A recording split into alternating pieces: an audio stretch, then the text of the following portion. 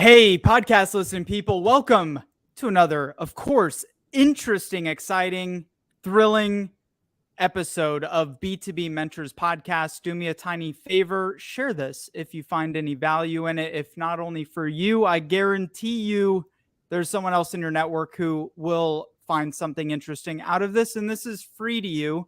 So make sure you engage with the guests, go follow them, check out all the great past episodes and content, and of course, I have with me the man who has been featured in, now I always mess it up. Is it AdAge or AdAge? Like, I never know which one to go. I'm just going to go with AdAge. I think it's got to be AdAge because it's short for advertising age. That's what I thought too. So anyways, AdAge, Forbes, CMO.com, Fast Company, several top podcasts, including, of course, mine now, finally being featured on here. Jeff Perkins, he's the author of How Not to Suck at Marketing, your speaker, current CMO at Greenlight. And prior, Jeff was the CEO of ParkMobile and CMO at QASymphony, now Tricentis? Tricentis, yes. Tricentis. Dude, I'm struggling with all the words today. Which, you've helped raise over 50 million in venture funding there, diverse range of experience in B2C and B2B, and across a variety of industries, including software, parking, automotive, consumer packaged goods, media, pharma. Jeff, welcome, my friend, and good to meet you. Thanks, Connor. And I like your hype music. I was really vibing there for the intro. It's not just for the guests, it's for me. Just, get in the zone, like get pumped for it. And yeah, man, I got your bio is freaking massive. Like, you sent me your bio. I had to condense it in like a couple sentences here and a couple things. I mean, you've done things like launch ad campaigns that launched Howard Stern on Sirius satellite radio, worked with brands like Tide, HBO, Pepsi, Michelin, Office Depot, Fruit Roll-Ups, Rockport, Hasbro. There's probably plenty that aren't listed, but anything else you want to include in your background that I might have missed, and please brag about yourself. I'll give you permission. It just makes me feel old that I've had all these different jobs over my career. So yeah, I've done a lot of different things. I started on the advertising agency side so I did that for many years, then moved to the client side in-house and worked my way up from kind of marketing manager up to CMO. And then eventually I became CEO of my last company. Now I'm back into a CEO role with my current company, but I've had a really fun career adventure. That's awesome, man. And then how did you end up, as a entrepreneur, end up writing the book? Like, how did that come about? Yeah, the book was kind of a work in progress for many years. I always thought it'd be cool to write a book. I just never quite knew how you go about doing it. But I was working at a company here in Atlanta where I live. It's called Auto Trader. And this is back in 2007. And I was having kind of a tough go at this company. And I was at one of these points in my career where I was, I think I was a marketing manager. And the way that this company operated, they were paying me really well to be a marketing manager. For most companies, I was getting paid like a VP. And so I said, I was at a point where I got to get out of this company. It's just, I wasn't seeing a path up. And I always wanted to be a CMO. And I realized like I had done my time there. There was no path for me.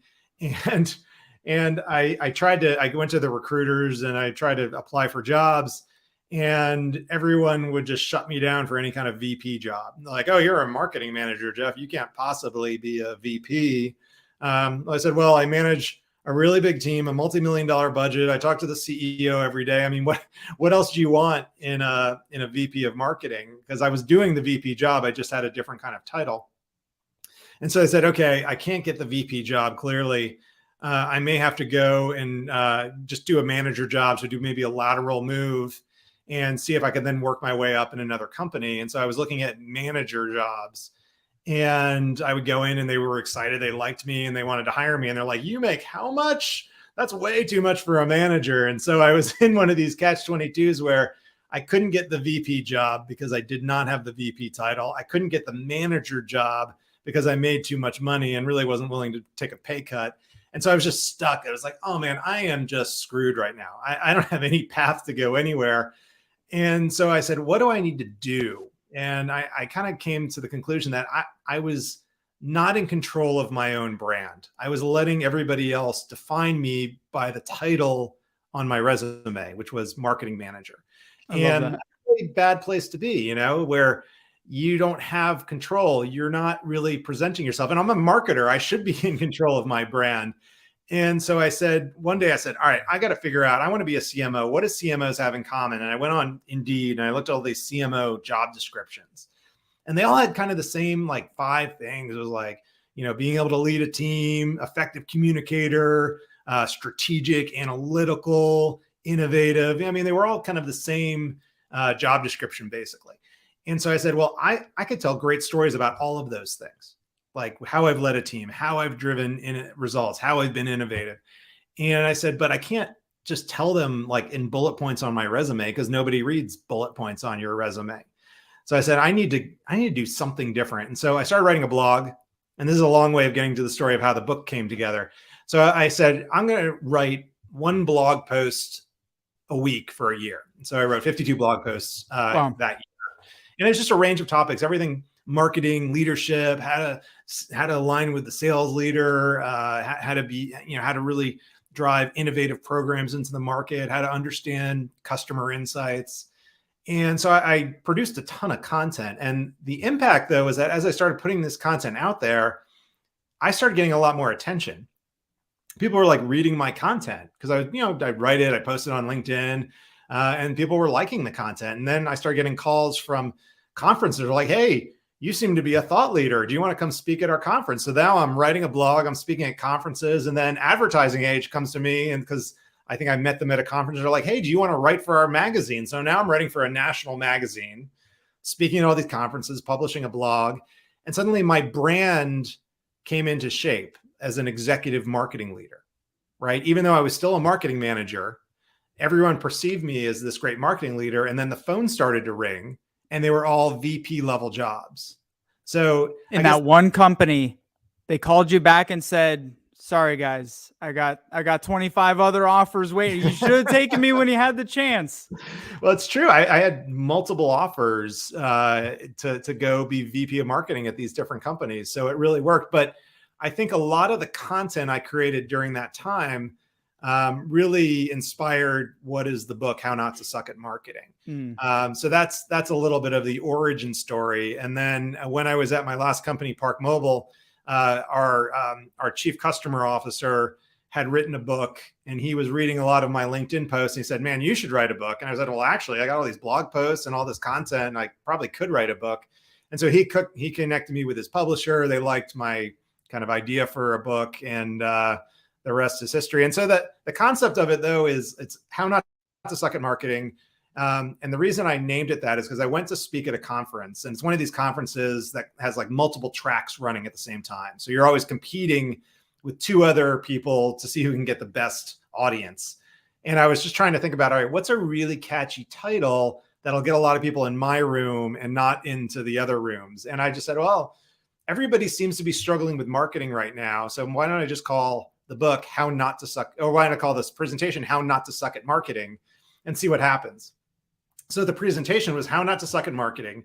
And when I got to the room to present, the room was just packed. Like the entire conference wanted to see this presentation about how not to suck at marketing, because clearly a lot of people probably feel like they do suck at marketing. And so they wanted to figure out, all right, how do I unsuck, or how do I get better? Still kind of a free agent at this point in time?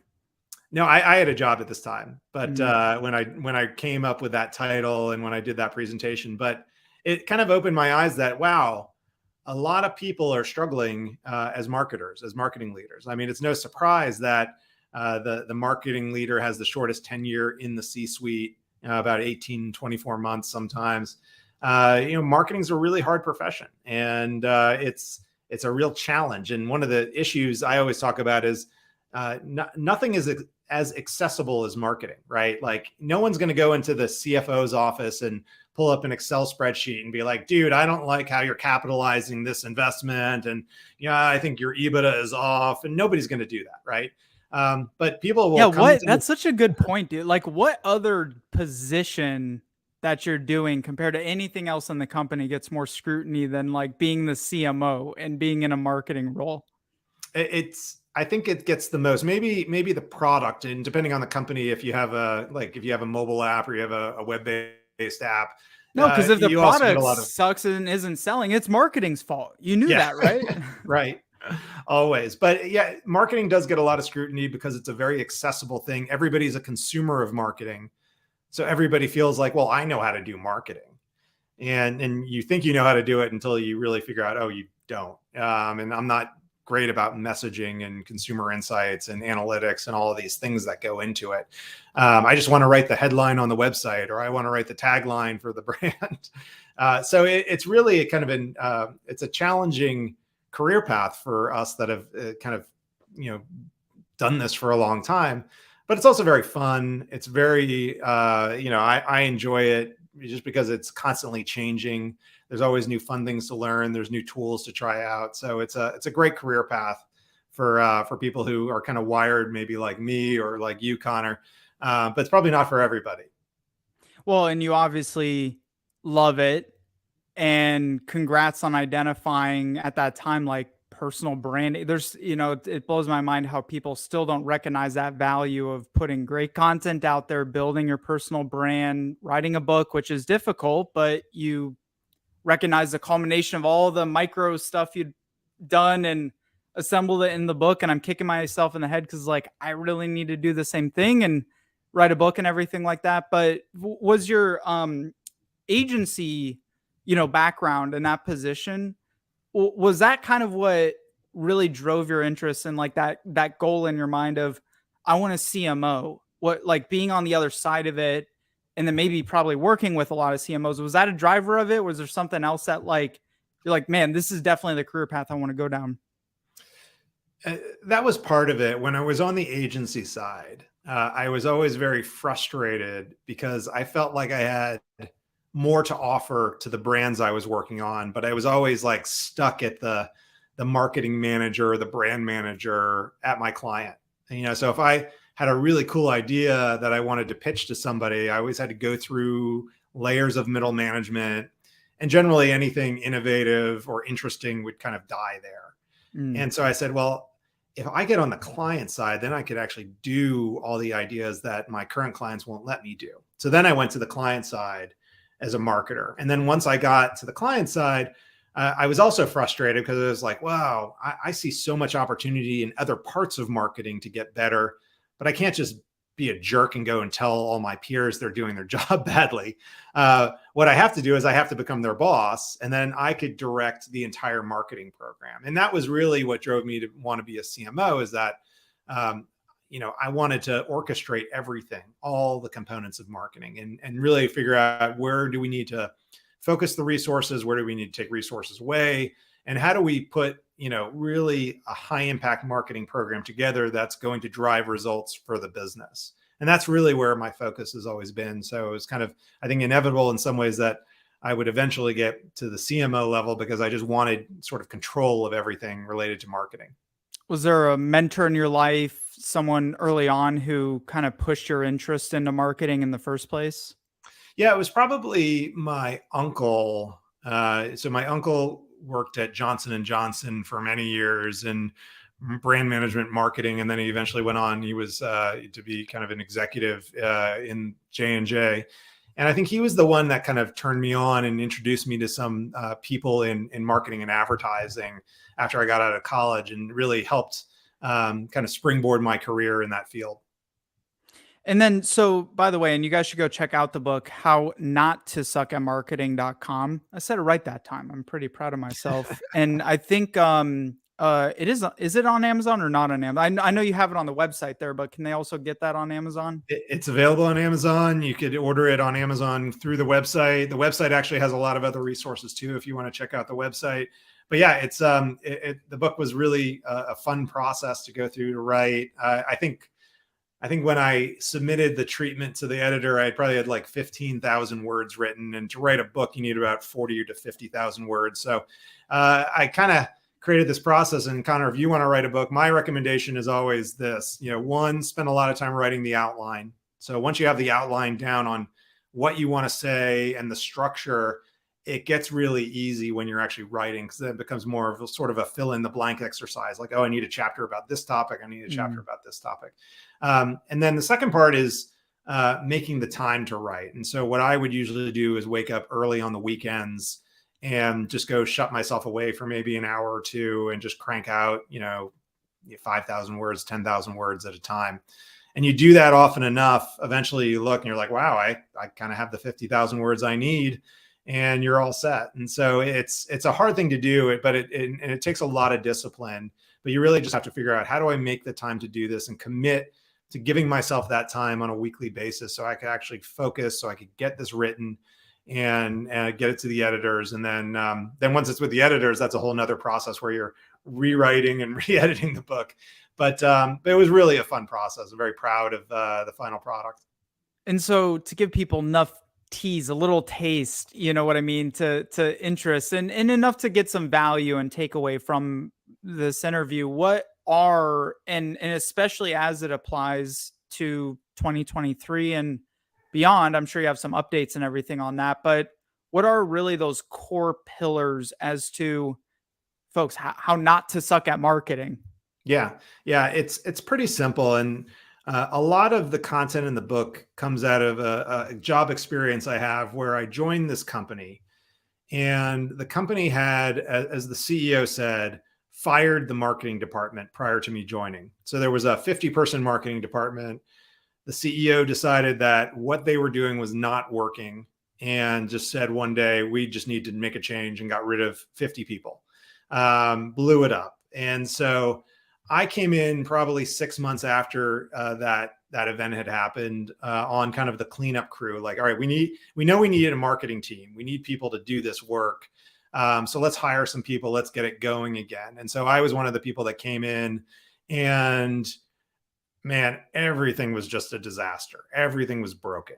I mean, you can imagine like a marketing department without any, or a company without any marketing department. This is a big company. It was actually a public company. So you take which doesn't surprise me from the stuff I've seen, all the CMOs I've interviewed over the years. Yeah. I mean, you looked at everything the company was doing, their brand, their website, their advertising investments, everything was just broken. The funny thing, the two funny things I noticed early on, one, the company was called PGI, and they had this logo that was pretty cool looking, but one of the issues the brand had, had very low awareness in the market. And their logo was like the most abstract thing you could ever see. Like, it was like the P and the G and the I were all kind of meshed together. You couldn't read the logo.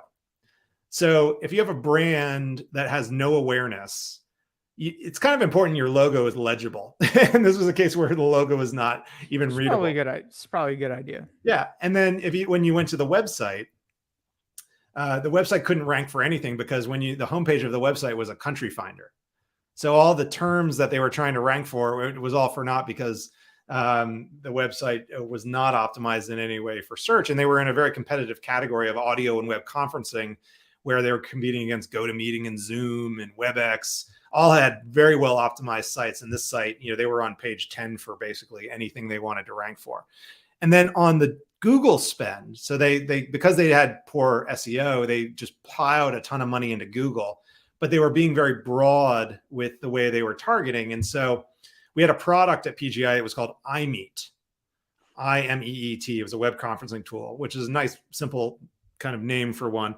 But if you were interested in iMeet, and not even if you were interested in iMeet, if you were online and you would type in something like, how can I meet Miley Cyrus?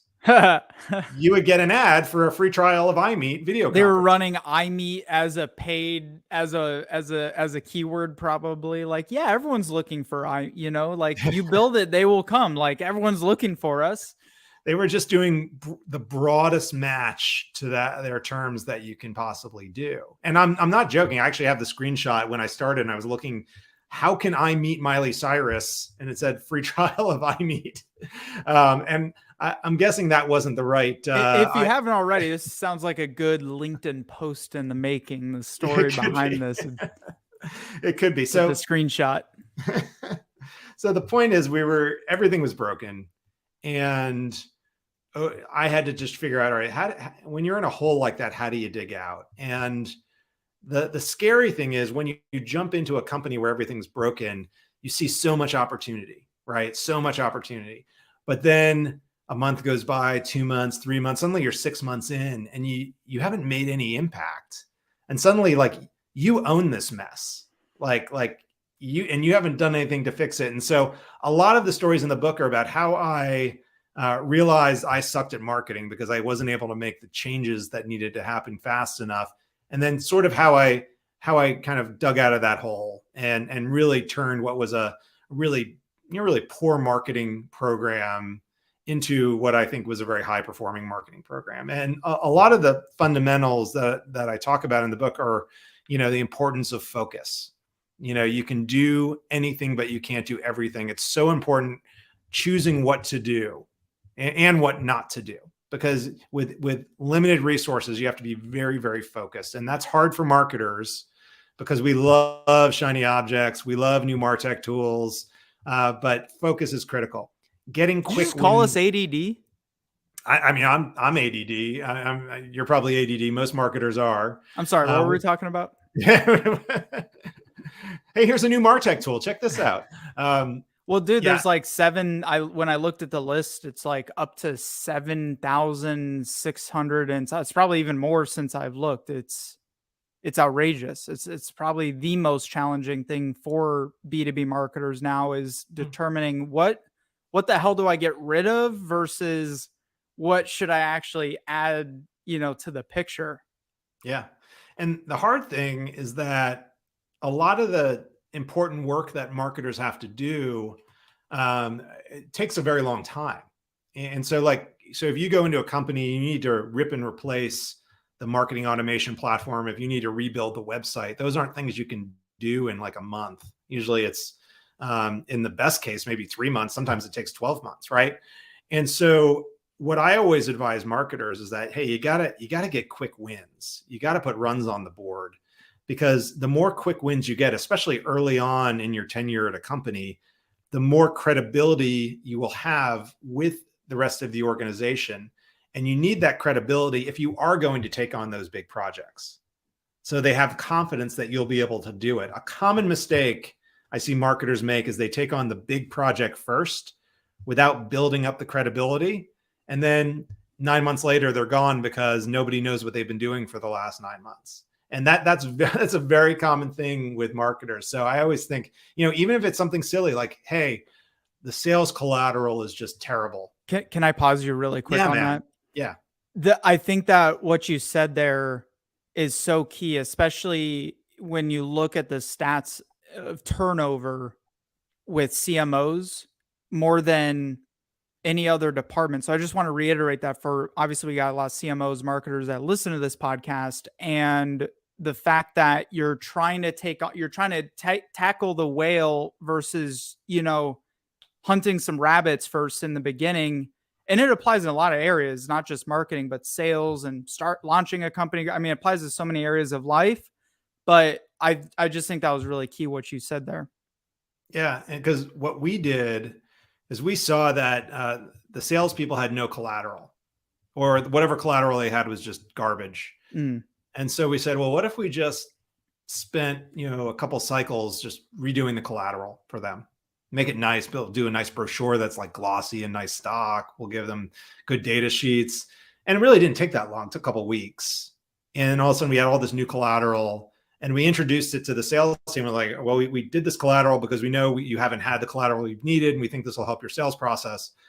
You would have thought we cured cancer or something. I mean, these guys were like, oh my God, I can't even believe what you did, Jeff. This is the most amazing thing I've ever seen. I was like, it took a designer and a writer like a week to do, but thanks, appreciate it.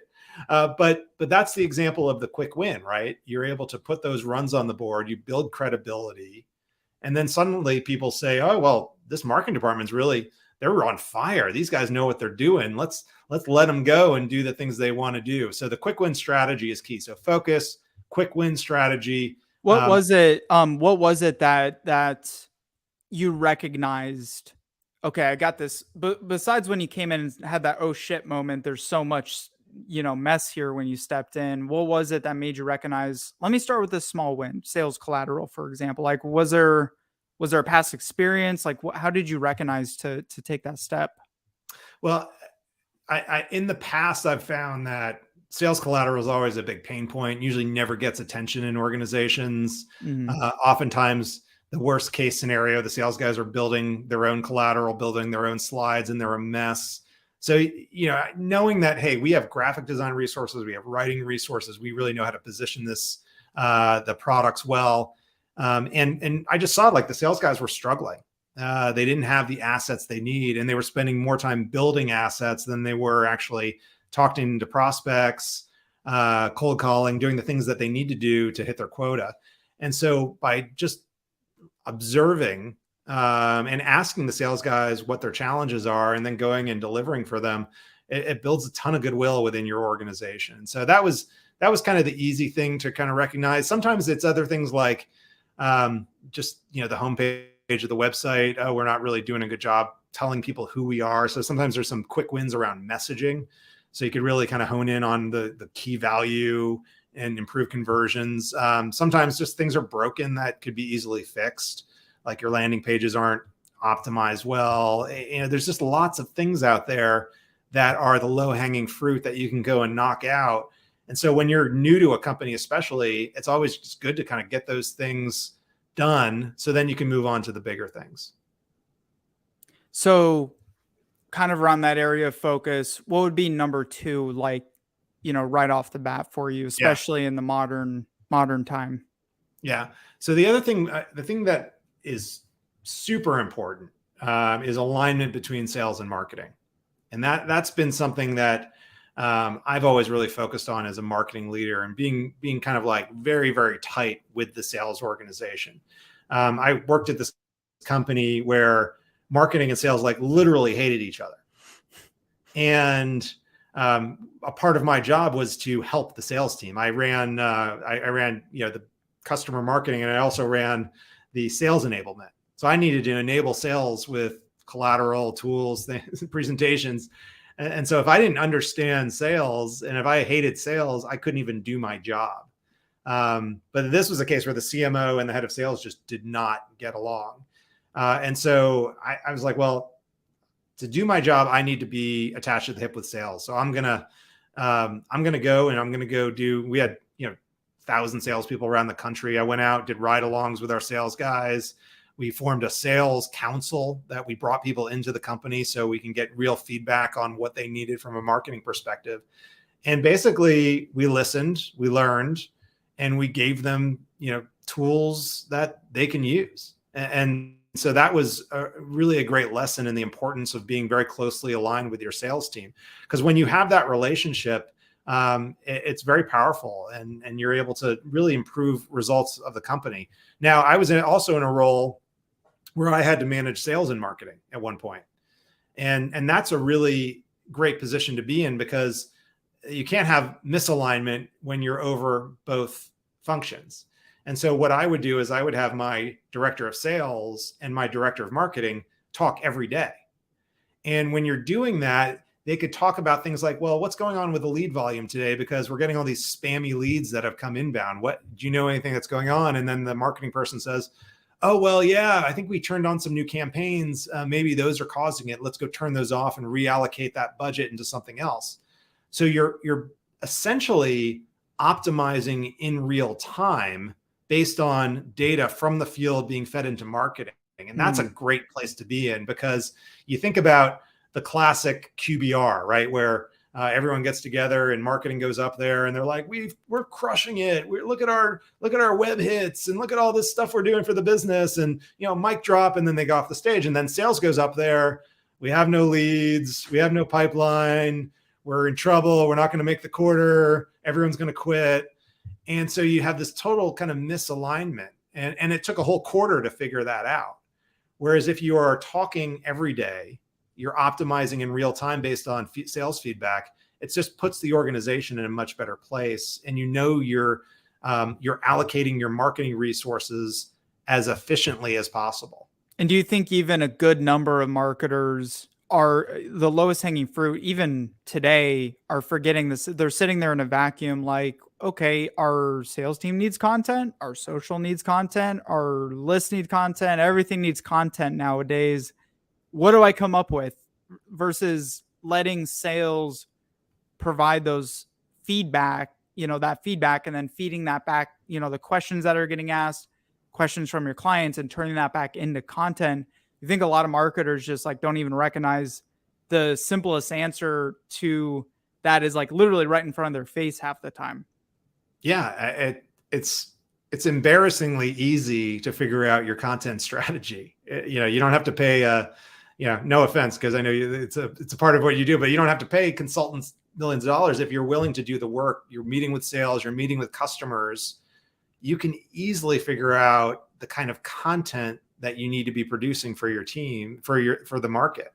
I always go to like, I always look also, because we at Greenlight Guru, we do a ton of content. It's been just something we've committed to a long time ago. So you guys got podcasts going, launching Everything. up and all that good stuff, which is awesome.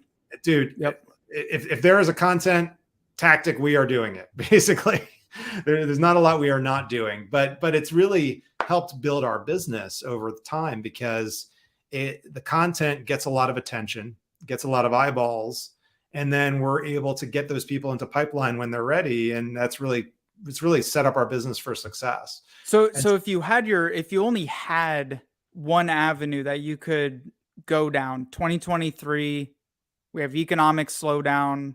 Things are pretty interesting, maybe another 12, 24 month cycle. And it's always going to ebb and flow. If you could either build brand, do a lot of the content that you're doing now, versus only outbound as a marketing team and directive on the outbound. If you could only do one or the other without without thinking about it too much, like what would you do? I think it depends on the category you're in. No. We can only you can only pick one. That's the if I in my category. Let's talk B2B. B2B. Yeah. B2B. Well, B2B, high dollar, high value, long sales cycles. Yeah. Like I would probably lean content. It also assumes like, thank you. We got all we need here, folks. And that was the podcast. Yeah, there you go. And I've heard proven content is a great vendor to help you. I would probably lean content, but I do think it's important to say it depends, because certain categories, I think you have better content opportunities than others. And I'll give you an example. Greenlight Guru, with our business, we're a SaaS product. We really target medical device companies. And so when we look at our category, there's not a lot of content out there. It's generally underpublished. And so that created an opening for us years ago to come in and really have a voice, be a thought leader, and allow that to transition to business for the company. And so it really was a smart strategy, just because there wasn't a ton of content and we saw an opening for us. Now, if you're a new MarTech company or sales tech company, good luck on your content strategy. Honestly, there's so much content in sales tech and MarTech. How are you going to create a content strategy that breaks through? Maybe you can do it, but that's a case where the product is super important, and outbound motion is going to be super important, because your content probably ain't going to break through because there's so much other content out there. So that's an important point. It does depend, folks. I recognize that now. It depends on the situation. I think that's a really solid point there too. If you're totally and in those very, very noisy, busy categories, you have to be really, really, really strategic in how you're doing the content. But outbound works great. Like they both work great. You need both hand in hand at the end of the day. And the truth is, content should fuel outbound. Our top performing outbound campaigns usually include some kind of content offer, right? I mean, we look at, all right, what's the most popular content on our website?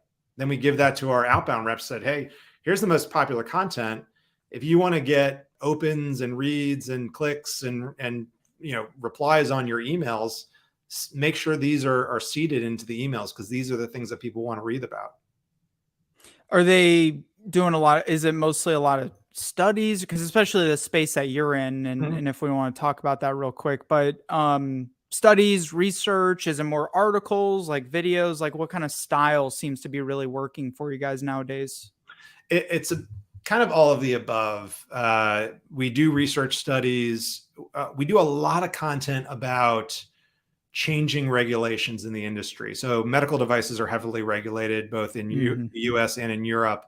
So a lot of the content that gets the most action is around understanding those regulations, and then what do you need to do when regulations change. So those are really hot topics, and that just opens up lots of opportunities for us to kind of get ahead of some of the key trends in the industry and be that thought leader that people go to. So those are the main ones. So it's some research, it's some kind of changing regulations in the industry, and then it's also a lot of like, how do I do my job? We have a lot of that content too, because a lot of the companies in the industry, there are smaller. Some of the people, wear multiple hats. So by also being someone that can teach the industry, that works really well for us as well. But we do, man, everything you can do. I mean, our podcast is amazing. It's the #1 podcast in our industry. Hundreds of thousands of downloads since we launched. It's really spectacular to have that as kind of one of the content assets. But we do webinars. We do about 4 webinars a month, and every webinar gets anywhere from 1,000 to 2,000 people on. Wow. So people really dig the content we're putting out. And it's not just us, we bring in great speakers to talk to us. And because we have this great platform, speakers love to come in and spend time with us. So it's a win-win there. And also for others, because I know every company is going to have a podcast, just like every company needed a blog eventually. And so in being mindful of that, and I haven't had a chance to dig into your guys' podcast yet, but what is your strategy behind that? And also the style and formatting? Is it, you're going out to influencers? Is it internal? Are you reaching out? It could be a combination. Do you go out to potential prospects of yours and bring them on to build that relationship? What does that look like? So most of our podcast episodes are really kind of deep dives into specific industry issues and topics, bringing on smart people who work in the industry. So a lot of consultants come on. Some of our customers do come on and talk about their experience doing certain activities. And we have a host of the podcast who is really a thought leader in the industry in his own right. And he has a great following. And he's a very good host. And that's part of it. You have to have the good host who has a lot of credibility and can talk to some of these thought leaders about the relevant topics of the day. And so we're lucky. I mean, we've been doing this for a long time, the podcast, and it takes an investment, but it really pays off for us when you're the #1 podcast, and it creates, we don't have to maybe advertise on other channels because we have our own channel that we could promote ourselves on, which works really well for us. It's like the future of the list. When you get someone who subscribes to your podcast, chances they're going to unsubscribe or not see it are like way less than email. They're more loyal to it. There's a bigger, deeper connection, relationship build when people are listening. And by the way, all of you listening, love you, appreciate you much. And it's just phenomenal. So yeah, I could talk about that all day. Before we wrap up here, because time just flew, I'm really enjoying this conversation. What is one thing that you've held over the years as a very long-standing belief about marketing that maybe you've changed your mind about recently? Yeah, it's interesting. It's an interesting question. One of the things I've really thought about a lot of the marketing tech out there is that it's all mostly dumb software, and you really need the people to use it. I like to say there's nothing automated about marketing. It's all about the right people that can actually make the tech work and work effectively. But probably, recently with all the innovation in AI, it's sort of changing my mind on that a bit. Because if you look at some of the tools out there that are very new, you can take a podcast and then take a transcript from the podcast, feed it into ChatGPT and ask it to give you the 5 takeaways from this podcast, right? So what used to take a writer maybe a week to kind of re-listen to the podcast, write the kind of the key bullets, and then publish, you can do in like an hour after the podcast is done when you have that transcript. Now, I don't know how it's going to change everything, but it's pretty powerful. Someone was showing me they did a white paper and they fed it into a tool and it pumped out PowerPoint slides based on the white paper. Oh, yeah. So you think about these things that used to take days and weeks. Now you can do it in maybe like minutes and hours. Software is a bit smarter than it used to be. and it makes you think. And now I don't think it's going to change some of the core fundamentals of how you do marketing, but I do think it's going to, for companies that are really diving in and understanding this tech, it's going to kind of supercharge everything they can do. Us marketers are going to have to be genius prompt engineers versus great creatives or writers anymore. Yeah. I mean, that's part of it. Now, I think you're still going to need the creatives and the writers, but even their jobs are going to get maybe not easier, but they're going to get much more efficient. Because if you're a designer and you're trying to figure out a concept for something, you can get a head start because, these AI tools can give you 5 concepts off the bat and you could take that as a starting point. Whereas you're not starting with a blank slate. If you're a writer, you can get a 500-word blog post about a certain topic that is a head start for you to go and then take that and edit it and write something that's more in your voice. So I don't know. I think these tools are really cool. And I think we're at a time now where some marketers are going to really distinguish themselves because they become experts in these tools. And some marketers may get left behind because they're stuck doing things the old ways. But it's a really, really exciting time in marketing. And I think these tools, like I said, I think it's really going to supercharge a lot of the things that we're doing already. Jeff, it's been an honor having you here, man, and really cool. Just the insights, the wisdom. You're more than welcome to come on anytime. You know where to find me, and I'm sure there's a lot more we could dive into. And on that note as well, what is the best way people to find you, follow you, get into contact with you? Yeah, I think people should definitely reach out to me on LinkedIn if they want to continue the conversation. I'm very active on LinkedIn. I post almost every day during the week, or, go to hownottosuckatmarketing.com if you're interested in the book. There's a contact form there. You can reach out to me as well, but LinkedIn is probably the best way to get in touch with me. Yeah, and go check out Greenlight Guru also, because, just even from a business side, but as a marketer like me, I'm always looking at everyone's website, what they're doing, what they're not doing, like just being a student and a practitioner of the game. And, obviously you and your team over there have done a phenomenal job at implementing, modernizing, being successful at a lot of the best practices, and you can observe a lot of it from afar. So check that out. And then, for the listeners, is there anything top of mind for you? Resources, hires, connections, vendors, tools, you name it, that anyone can reach out to you on that you might be, trying to look for support? So our tech stack, we have Salesforce, HubSpot, 6sense, Qualified, Mutiny. So we have a lot of tech. So if anyone wants to reach out, so wipe their tech clean. If you can do that, then you got Jeff's good praises, I guess. If anyone's curious about any of that tech, interested in buying it, interested in best practices around it, happy to have the conversation. Yeah, we invest heavily in tech, tech that works. We try not to go overboard, but we found some really great MarTech partners that really generate great results for us, and so we kind of go all in with them.